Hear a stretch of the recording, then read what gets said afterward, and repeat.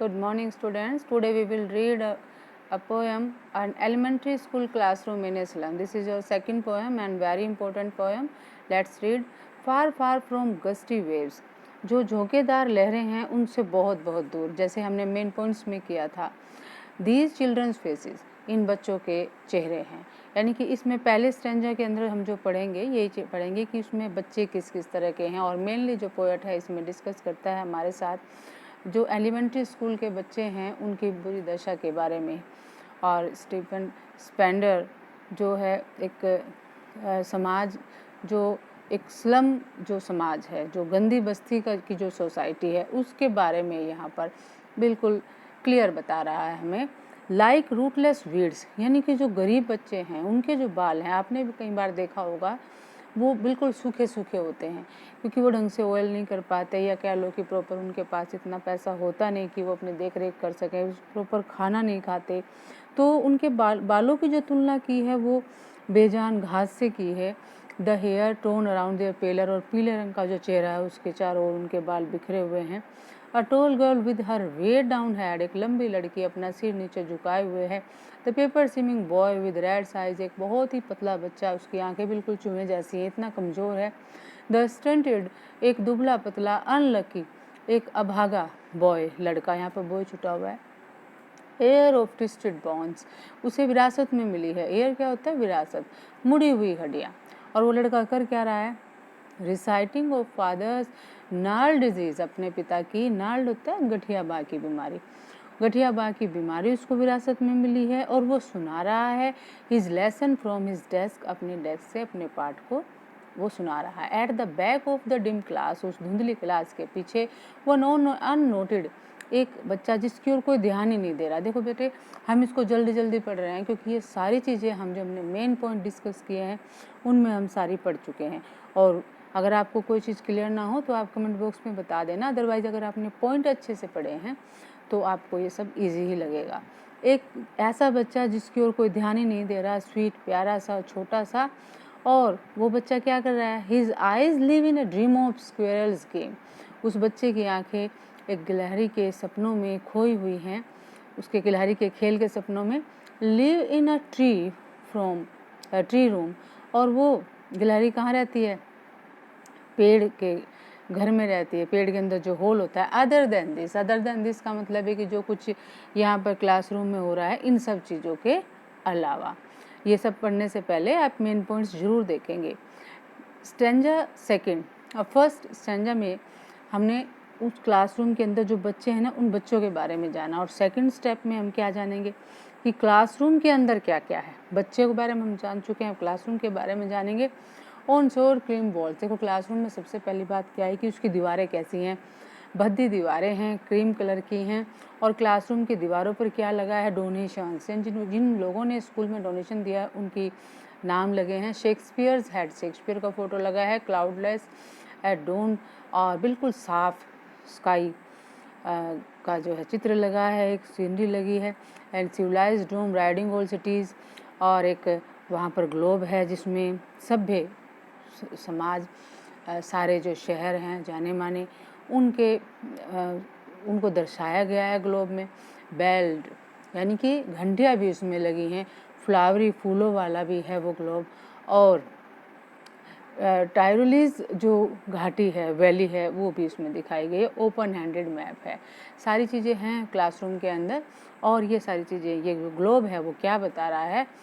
Awarding the world it's world, जिस तरह से जो ये संसार है, अवॉर्डिंग मतलब यहाँ पर इनाम देने से नहीं, अवॉर्डिंग मतलब है कि संसार को नाम दिए हैं.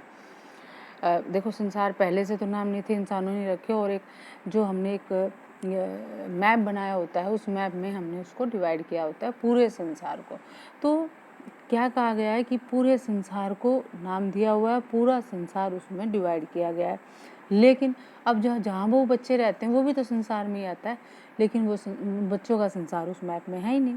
येट फॉर दिस चिल्ड्रन, फिर भी इन बच्चों के लिए, दिस विंडो, ये जो इनके क्लासरूम की खिड़की है, नॉट दिस मैप, ये मैप नहीं, देयर वर्ल्ड, यानी कि इन बच्चों का संसार इस मैप में दिखता ही नहीं है. इन बच्चों का संसार कहाँ से दिखता है? इनकी क्लासरूम की खिड़की से दिखता है.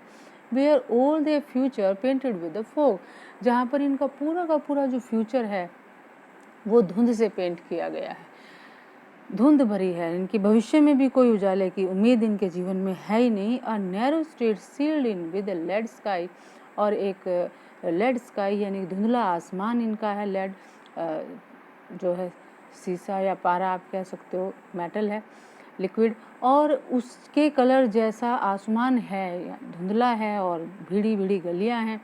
और क्या कहा राइटर ने कि far far from rivers, caps and stars of word यहाँ छुटा हुआ आपके बुक में दे रखा होगा, नदियों से, कैप्स अंतरिक्ष से, और शब्दों के जो स्टार्स हैं, शब्दों के जो सितारे हैं, उनसे बहुत बहुत दूर है। शब्दों के सितारों में बुद्धिजीवी लोग आ जाते हैं और उन चीज़ों से ये जो बच्चे हैं इनका संसार बहुत बहुत दूर है। Let's see third stanza.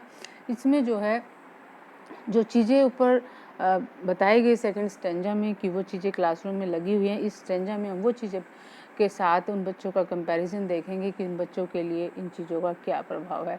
Surely, निश्चित रूप से, शेक्सपियर इज़ विक्ड, शेक्सपियर दुष्ट है। ये भी चीज़ क्वेश्चन भी बनता है कि इतना महान प्ले राइट जो है उसको राइटर दुष्ट कैसे कह सकता है, लेकिन यहाँ पर मतलब दूसरा है कहने का। स्टीफन स्पेंडर का मतलब ये है कि शेक्सपियर का जो फोटो है वो इन बच्चों के लिए बैड एग्जाम्पल है, उसका इनके लिए कोई मतलब ही नहीं है, वो उस तक या उस जैसा कभी भी नहीं बन सकते। महान लोगों के जो फोटो लगाए जाते हैं ना स्कूल में, उनका मतलब ये होता है कि हम उन जैसा बने, लेकिन ये बच्चे उन जैसा कभी भी नहीं बन पाएंगे। The map is a bad example, और जो मैप लगा हुआ है वो भी उनके लिए एक बुरा उदाहरण है। और उस मैप में विद शिप्स एंड सन, उनमें जहाज है, सूर्य है, और ये सारी चीज़ें। Love tempting them to steal, उनको चोरी करने के लिए जहाज है, सन है, और स्नेह, प्यार, इन सब चीज़ों के प्रति जो स्नेह है वो उनको चोरी करने के लिए लालायित करेगा। टेम्पटिंग जी ललचाना होता है। For lives that slyly turn in their cramped holes, slyly silently, तो उनका जो जीवन है वो साइलेंटली तरीके से, चुपचाप तरीके से, वो अपने क्रैम्प्ड, अपने जो छोटे तंग जो होल्स होते हैं, जो हट है, इन छोटे छोटे जो उनकी झोपड़ियाँ हैं, उसमें उनका जीवन बीतता है। और वो भी from fog to endless night, यानी कि सुबह की जो धुंध होती है उससे लेके अंतरहित रात तक अपने उन्हीं होल्स में या उन्हीं छोटे छोटे झोपड़ियों में उन्हें सिमट कर रहना पड़ता है। फॉर देयर स्लैग हीप, अपने कूड़े करकट के ढेर के ऊपर। दीज चिल्ड्रन, इन बच्चों ने, वियर स्किन, वियर नहीं वियर है ये बेटा, skins peep through by bones, इन बच्चों ने स्किन को पहने हुए है जिसमें से उनकी हड्डियाँ दिखाई देती हैं। स्पेक्टिकल्स ऑफ स्टील, और स्टील के उनके चश्मे हैं, और उन चश्मों में मेंडेड ग्लास है, विद मेंडेड ग्लास, मुरम्मत किए हुए ग्लास हैं। Like bottle bytes on stone, और ऐसा लगता है जिस बच्चों ने चश्मे पहने हुए हैं मुरम्मत किए हुए, कि जैसे बोतल के टुकड़े पत्थर के ऊपर पड़े हुए हैं। यानी कि बच्चों का जो फेसेस हैं वो बहुत ही हार्ड हैं, इतने ड्राई हैं, क्योंकि उनको प्रॉपर डाइट मिलती नहीं है, और इसी वजह से चश्मे भी ऐसे लगते हैं जैसे पत्थर के ऊपर पड़े हुए हैं। All of their time and space are foggy slum, उनका पूरा जीवन और उनका पूरा स्थान, वो सारा का सारा क्या है, फोगी स्लम, उसके अलावा उनके जीवन में कुछ है ही नहीं। So blot there maps with slums as big as dome, इसलिए राइटर क्या कहता है कि उनके जो नक्शे हैं उसमें से, यानी जो खिड़कियां हैं ना उनके नक्शे, जिस खिड़कियों में से उनका संसार दिखाई देता है, उसमें से उनकी जो बस्ती है उसको कवर कर देना चाहिए, उसको छिपा देना चाहिए, ब्लॉट कर देना चाहिए। और क्योंकि उनकी बस्ती तो इतनी बड़ी बड़ी है, इतनी बड़ी, जितना बड़े कि प्रलय होती है, क़यामत का दिन होता है, क़यामत का दिन, तो उतना बड़ी क़यामत से भी बड़ी उनकी बस्तियां हैं, इनकी इतनी बेकार हालत में वो उनमें रह रहे हैं, तो उनको जो है उनकी बस्तियों को पूरी तरह से नष्ट कर देना चाहिए, यानी कि उन्हें ख़त्म करके उनकी जगह एक अच्छी जगह उनके लिए बना देनी चाहिए। राइटर अब बहुत परेशान होते हुए फोर्थ स्टैंजा में कहता है, अनलेस गवर्नर, अब इस काम के लिए जो कहा ना कि उनकी बस्तियों को ख़त्म करो, क्योंकि ये इनके लिए क्या है, क़यामत की तरह से बहुत दुखदाई हैं, तो उनके लिए आह्वान करता है, unless governor, inspector, visitor. Poet कहता है कि गवर्नर है, इंस्पेक्टर है, विजिटर्स है। विजिटर्स में आ जाते हैं कि जो भी लोग यहाँ आते हैं, जो भी इन लोगों को इस हालत में देखते हैं, उन सभी को आगे आना चाहिए। और this map becomes their window and these windows. अब ये राइटर कहता है, पोएट कहता है कि जो ये नक्शा है ना, ये इनकी खिड़की बनना चाहिए, न कि खिड़की इनका नक्शा। इन खिड़की में से तो गंदी बस्ती दिखती है, नक्शे में जो सभ्य समाज दिखाया गया है, क्लासरूम के अंदर, मैप के अंदर, ग्लोब के अंदर जो सोसाइटी है, इन बच्चों की भी वही सोसाइटी होनी चाहिए। ऐसे पोएट की इच्छा है और वो सब लोगों से कह रहा है इनकी हेल्प करने के लिए। और राइटर कहता है कि दीज विंडोज़, ये जो इनकी क्लासरूम की खिड़कियां हैं, इन खिड़कियों ने क्या कर रखा है, that shut upon their lives like catacombs. इन खिड़कियों से जो मैप दिखाई दे रहा है, उसने तो क्या किया हुआ है, इनके जीवन को बंद कर रखा है कैटाकॉम्ब्स की तरह से।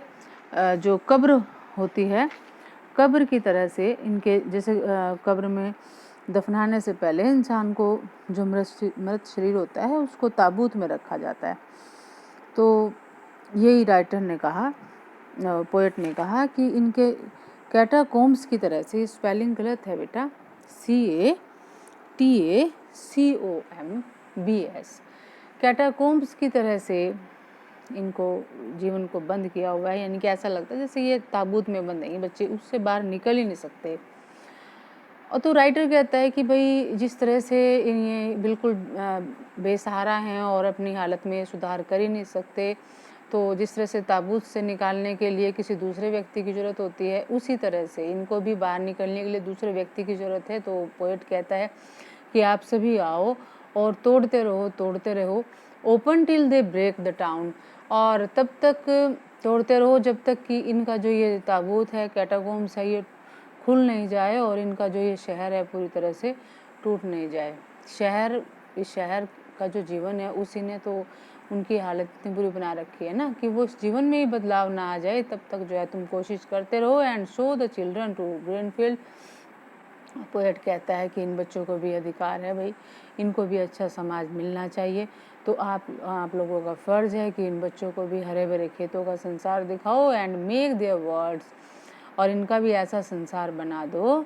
रन एज्योर, एज्योर क्या होता है, हैप्पी, जो संसार होता है कि वो भी खुश होके दौड़ें, एंड ऑन गोल्ड सैंड, सुनहरी रेत के ऊपर, ऐसा इनका संसार बना दो। एंड लेट देयर टंग, और उनको ऐसी भाषा दो, यानी उनको इतनी हिम्मत दो, run naked into book, कि वो भी किताबों में कुछ पढ़ सके, इतनी नॉलेज उनके अंदर आनी चाहिए। And the white and green leaves open, जो इन किताबों के सफ़ेद और हरे जो पेजेस खुले हुए हैं, लीव्स होता है पेजेस, उसमें ये भी कुछ पढ़ सकें, इतनी नॉलेज इनको आनी चाहिए, इतनी हिम्मत इनको आनी चाहिए। क्योंकि नॉलेज से और हिम्मत से ही क्या होता है, कोई इंसान ग्रेट बन सकता है। तो पोएट का कहना है, history is their whose language is the sun, कि जो व्यक्ति निडर होता है, जो व्यक्ति सूर्य की तरह से